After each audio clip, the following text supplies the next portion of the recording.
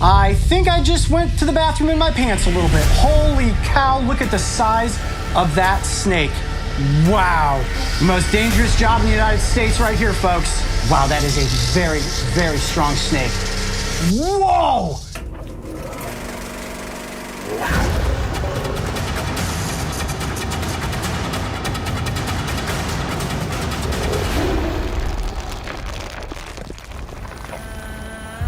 When it comes to creatures that humans are afraid of, I always say there's the three big S's: sharks, spiders, and snakes. You're very unlikely to be attacked or bitten by these animals, yet unfortunate accidental encounters do happen. And in a worst-case scenario, a single bite could put your life on the line. Today we are visiting the Reptile Discovery Center, located in DeLand, Florida. Owned and operated by Carl Barden, this serpentarium is home to dozens of the world's most dangerous snakes, many of which are on display to educate the public. This location is also a med-toxin venom laboratory, and it's the dangerous work going on behind the scenes that is saving human lives. Ooh, venomous reptiles. Good morning, Carl. Coyote, how you doing? Welcome. Good. How are you? Thank you for coming. Mara? Good morning, Coyote. Welcome. Thank you guys so much for having me. This looks like the ultimate snake milking setup. This process is incredibly important. You guys are milking these snakes for the creation of antivenom. So tell us a little bit about this process. And I would classify this as arguably the most dangerous job in the United States at this point. But we never see it that way. We always think it's pretty well practiced. We do it so frequently. We handle 50 to 100 snakes a day, typically 4 or 5 days a week.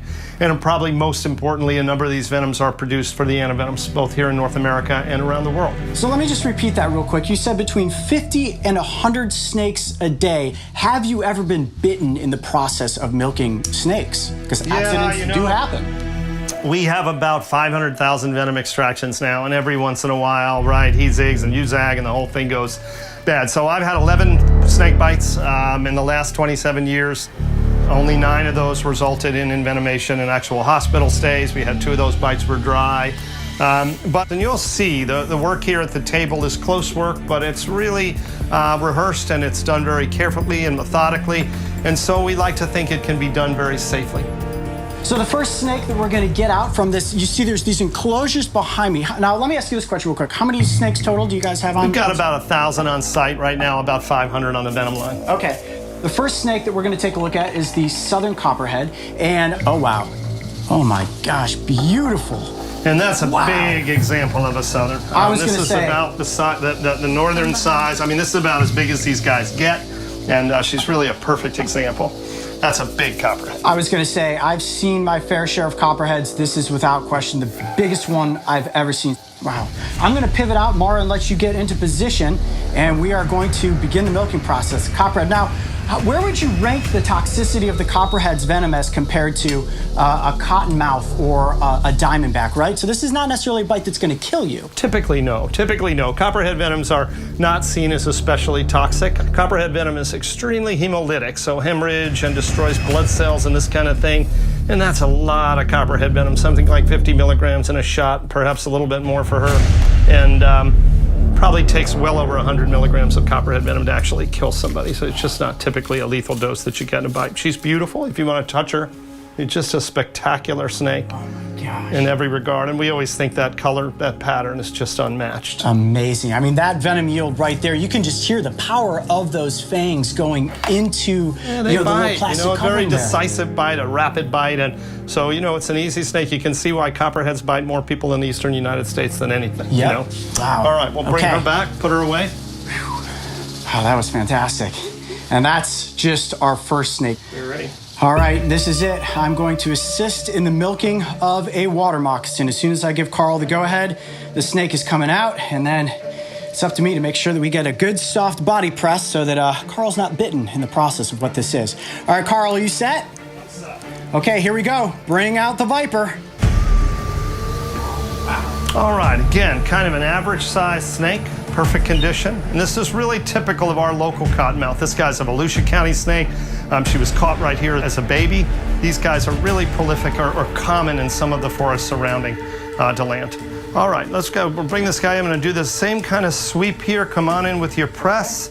Good, beautiful. You've got her. You're excellent. I've got her. You can pick her up. You're safe. Good. Put your press down. Get a hold of that body. Excellent, Coyote. And make sure your hand's covering that vent or you're going to get... Oh, gonna get musked on? Okay. Really good. Really good. Let's see if she'll give us a shot here. There she goes. Yeah, look at that. You can feel the power in the whole body when they bite down like that. Oh, yeah. There she goes Holy again. mackerel. Nice, good. Perfect. All right, we're going to return her to her cage. Okay. You got her. Excellent, Coyote. Oh, my hands are Beautiful shaking. job. You did it! That, Really good. You know, I was hands-on with the snakes in Australia when we milked those species, but didn't necessarily have that pressure of having to gently pin down the body.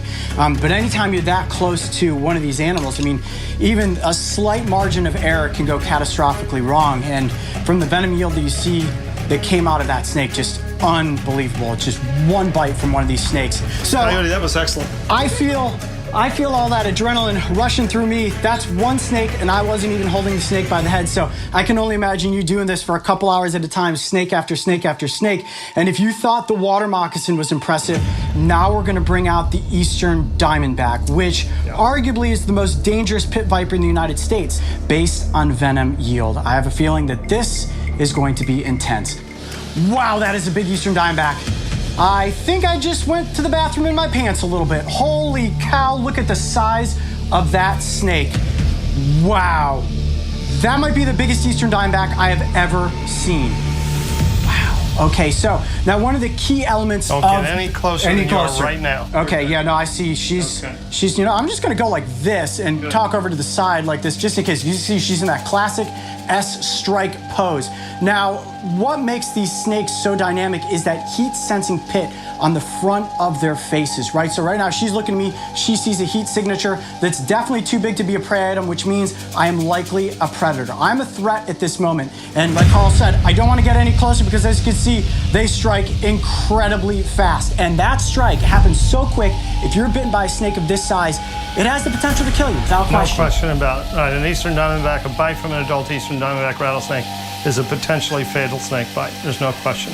Now, when it comes to eastern diamondback versus western diamondback, which one do you think is more dangerous, Carl? You can see she's getting agitated I think now, both right? of those, I'm just going to shift her on the table a little bit. Yep. I think both of those snakes are probably equally dangerous. Eastern diamondback venom is probably just the slightest bit more toxic, but just a little bit. And quantity-wise and size-wise, both of those guys are very serious rattlesnakes. So I think you're probably an equal on dangerous. Everybody good? I'm going to go ahead and catch him.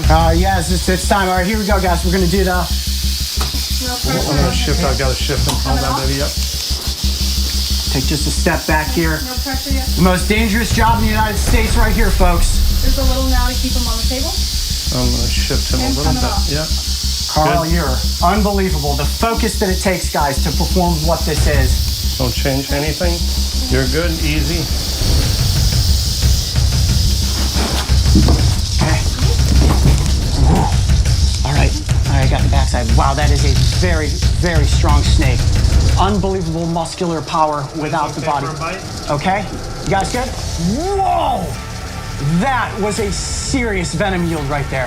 My goodness. And that's really what makes the eastern diamondback so potentially dangerous, is that capability to really pile it out when they need to. Look at those fangs. Oh, and I actually see it's got a double set of fangs, which means it's getting ready to shut out one of those fangs, right? That's exactly right.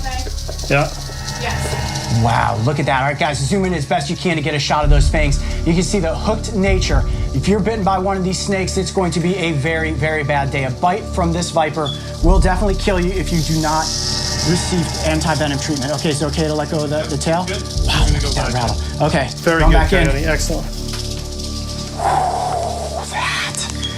That was intense. I mean, just being able to control a snake of that size on a table like that is a challenge. Wow, Carl, that was impressive, job. my friend. Great Holy job. mackerel.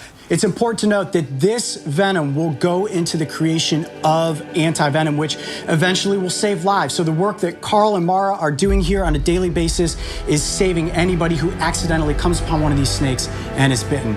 Carl, I'm going to give you a very dangerous Thank you, sir. handshake to say thank you for having us behind the scenes at the lab here today to milk snakes. This was unbelievable.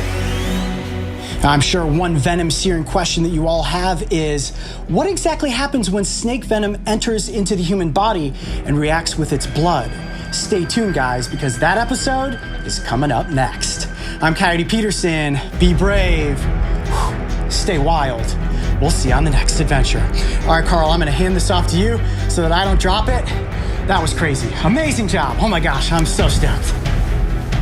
Being bitten by an animal is one of the worst experiences most people can imagine.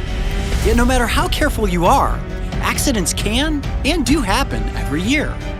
In the United States, it is accurate to say that Carl and Mara are literally putting their own lives at risk to ensure that anyone who is bitten by a venomous snake has a fighting chance for survival.